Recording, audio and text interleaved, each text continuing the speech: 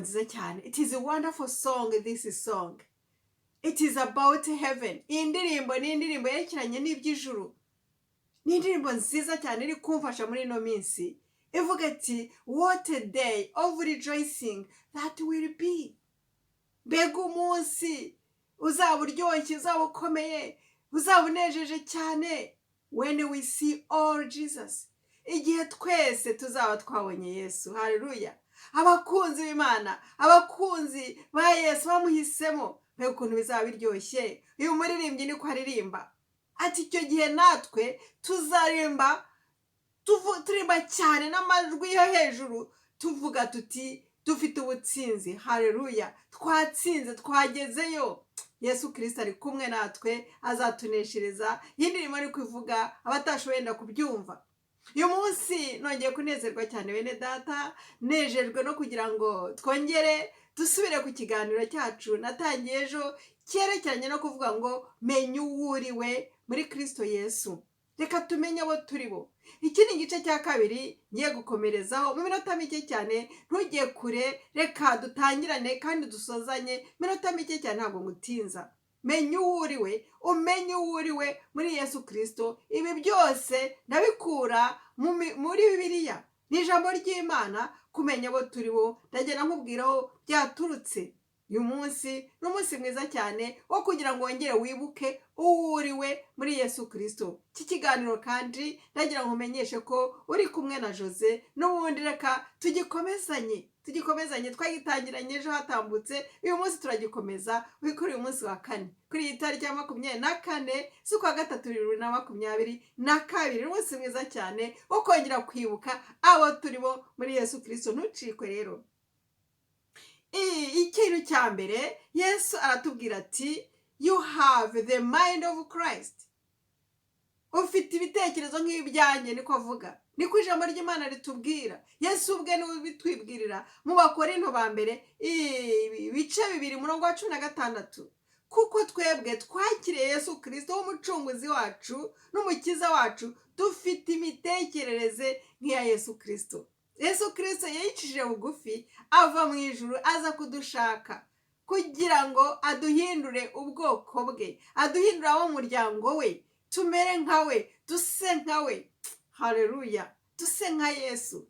Ngo ndashaka gusa na Yesu. Reka dushake gusa na Yesu. Kandi arabitwibwiriye mu ijambo ry'Imana ati, mufite imitekerereze nk'iyanjye. Menya uwo uriwe. Imitekerereze yawe yararangiye igihe wahindukaga icyaremwe gishya. Byararangiye, bya kera byararangiye, wakiriye imitekerereze mishya. Ya mitekerereze ishaje, imibi, y'inzangano, y'amashyari, y'ibyaha widumburagamo, byararangiye. Wakiriye imitekerereze mishya y'amahoro, y'umunezero, yo kunesha, yo gukorera Imana, yo kuririmbira Imana, yo kuvuga ubutumwa bwiza, yo gusenga, yo gusengera abandi, y'urukundo, yo guhinduka umwinginzi. Hari imitekerereze myiza dufite yo kubaka ubwami bw'Imana, kubaka abandi, gufasha abandi no kubakomeza. Ya mitekerereze mibi, ya magambo mabi, bya bindi by'inzangano, by'ubutiko bwo kunegura no kuvuga abandi, ibyo byararangiye. Dufite imitekerereze mishya. Imana ishimwe cyane. Kandi dufite imitekerereze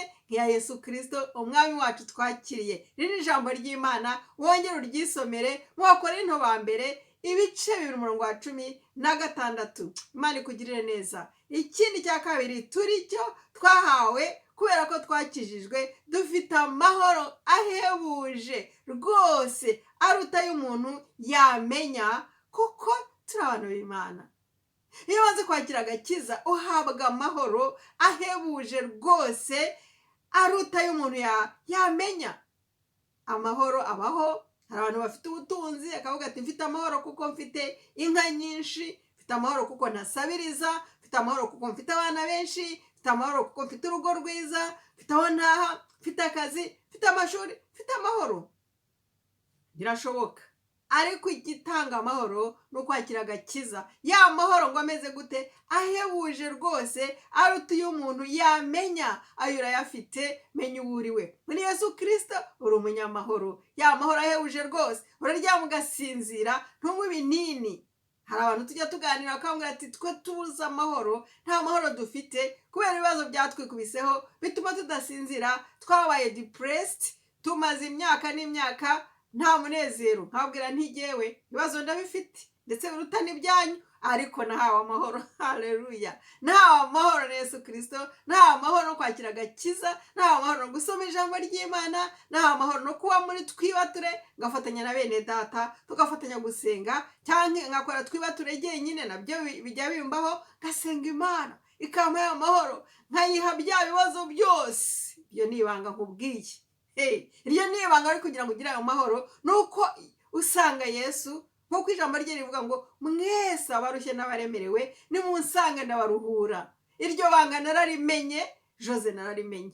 Si uko ibikomeye ntabifite, si uko ibibazo ntabifite, birahari ariko ntibingenda hejuru.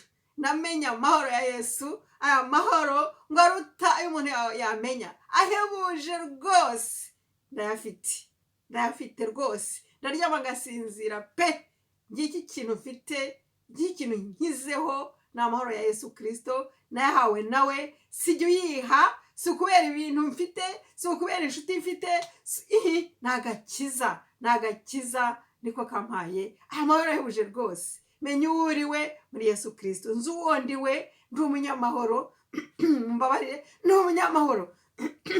Nawe nabasaraye, mfite amahoro muri Yesu. Uko byagenda kose ndanezerewe kuko nakiriye Yesu. Imana ishimwe cyane ko yatuzaniye amahoro, yatuzaniye amahoro ahebuje cyane, ahebuje ngo aruta ayo umuntu yamenya, kuko turi abana b'Imana. Utari umwana w'Imana ntayo wagira. Ndakubwiye abantu benshi ndabazi bafite za miliyoni, bavuga ahantu hakomeye mu bwami, bakize, bafite byose, ariko babuze amahoro. Bajya ngo hejuru n'ibibazo bahura nabyo. Twese duhura n'ibibazo, twese tugira intambara, ariko ibyo byose biri hasi y'ibirenge byacu. Satani yaratsinzwe. Kuki? Kuko twamenye Yesu Kristo. Imana tukugirire neza. Ikindi nakongeraho turi cyo kitunejeje, kikunezeza nawe, navuga nuko twahawe umwuka w'Imana. Umwuka w'Imana ukomeye, umwuka w'Imana uba muri twe, umwuka w'Imana uruta imyuka y'ahantu ho mu ijuru, uruta imyuka yose y'abapagane. Twumva ngo hari imyuka ikora ibitangaza, ariko ngo twahawe umwuka w'Imana. Ayo magambo tuyasanga muri Yohana wa mbere ibice 4 ku murongo wa 4. Mu Cyongereza baravuga ngo we have got the Spirit of God who is greater than the enemy in the world lives in me, lives in us. Uwo mwuka w'Imana uruta myuka hano mu isi, uruta shitani, uruta ibyo Satani akora, yindi myuka yose tujya twumva ngo gukora bikomeye, bamwe ngo bagikuzimu, ngo bakabona ibintu n'ibiki. Dufite umwuka w'Imana uba muri twe, uri hejuru byose. Ibyo bikaduhesha ishema, ukamenya URIWE, ukamenya ko watsinze, uri hejuru y'ibyo byose. Imana tugirire neza kuko uwo mwuka w'Imana aba muri twe. Menya URIWE mwene data,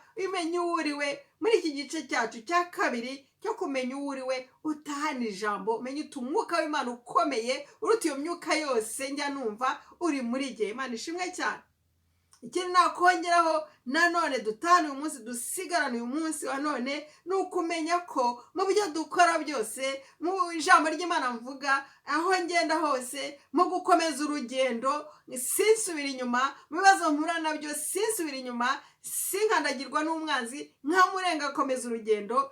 Wamvuga bibi, wankunda, wansebya, wavuga ibiki n'ibiki, ibyo bijya bibaho, ariko ibyo ntibinca intege. Kuki? Kuko nkomezwa cyane, shobozwa cyane na Kristo umpa imbaraga. Haleluya! Nabonye Kristo umpa imbaraga, zo gukomeza urugendo. I don't care of what people would say about me, will talk about me. Ibyo bibaho, nukuvuga ngo ntacyo bimbwiye. Ibyo abantu bamvuga, abansebya barahari, abanyanga barahari, ibyo njya mbyumva mu matwi yanjye, ariko ibyo ntacyo bimbwiye kuko mfite Yesu Kristo umpa imbaraga, unshoboza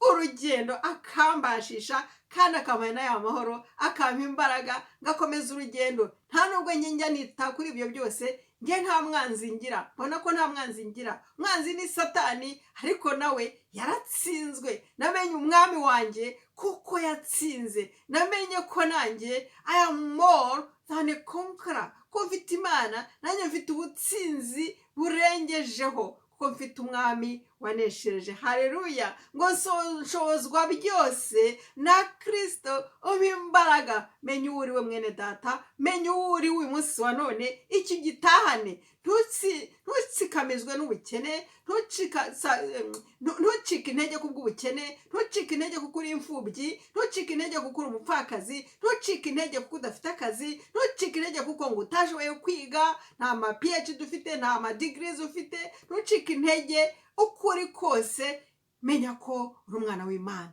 kandi menya ko ufite umwami ugushoza urugendo azakubashisha nakubwiye amafaranga ntabwo ariyo atanga amahoro amashuri si atanga amahoro amashuri si afasha umuntu urugendo si azakujyana mu ijuru no ni byiza kwiga ubishoboye ariko cyane cyane kumenya agakiza nibyo byangombwa ukamenya ugushoboza uguha imbaraga uwo ari we uwo mukabana ni Yesu Kristo Imana ikugirire neza turi abana b'Imana kandi hari ikindi kiza cyane umenye ugiye kumenya uwo uri uyu munsi wa none ikindi kiza kigiye kongera ugiye kumenya uwo uri uyu munsi ni uko uri umuraganwa na Yesu Kristo umuraganwa hari icyo bita umurage wenda abatabyumva neza umurage uhabwa n'abana bo mu rugo umurage uhabwa n'abana wabyaye mu nda ntabwo upfa guha umurage umuntu wo hanze oya uha umurage umuntu wawe umwana wawe natwe rero Yesu Kristo afite umurage mu ijuru njyewe nawe twakira agakiza turabaraganwa na Yesu twahindutse abana b'Imana twahindutse bashiki ba Yesu niba wa mushiki wa Yesu twahindutse barumuna we bakuru be twahindutse abavandimwe be neza umuryango umwe na Yesu ku buryo turabaraganwa nawe umurage we wo mu ijuru turawufatanije umva icyo kintu cyiza menya uwo uriwe menya ko uri umuraganwa na Yesu Kristo umurage Yesu afite mu ijuru nawe ufiteho umugabane urumva ibyo ukuntu biryoshye urumva icyo kintu atari ikintu cyiza cyane menya uwo uriwe numara kwisobanukirwa numara kumenya uwo uriwe kuri uwo mu ijuru uri umwana w'Imana ufite umurage mu bwami bw'Imana urahita witwara neza urahita wigengesera hano ku isi uragengesera ubumwe n'Imana wahawe uragengesera uwo murage wahawe utawamburwa kuko utitwaye neza wawamburwa urangaye ugasubira muri bya byaha urangaye ugasubira mu mwijima urangaye ugasubira mu myifatire mibi wawamburwa uwo mugabane ariko reka dukomeze icyo twahawe hatazagira uzadutwara amakamba yacu reka tubikomeze umenye uwo uriwe maze ugende nk'umwana w'umwami nk'umuvandimwe wa Yesu ibyo ni byiza cyane usa na Yesu shaka gusa na Yesu hari indirimbo ivuga ngo ndashaka gusa na Yesu nta n'uwigeze amwumva avuga arakaye reka duharanire ibyiza duse na Yesu kuko nicyo turi cyo nicyo twaremewe nicyo turi cyo Imana itugirire neza cyane icyo nsorejeho ni uko Imana yatugiriye neza cyane itugirira neza iduhindura abana b'Imana irangije duhinduka abambasaderi ba Kristo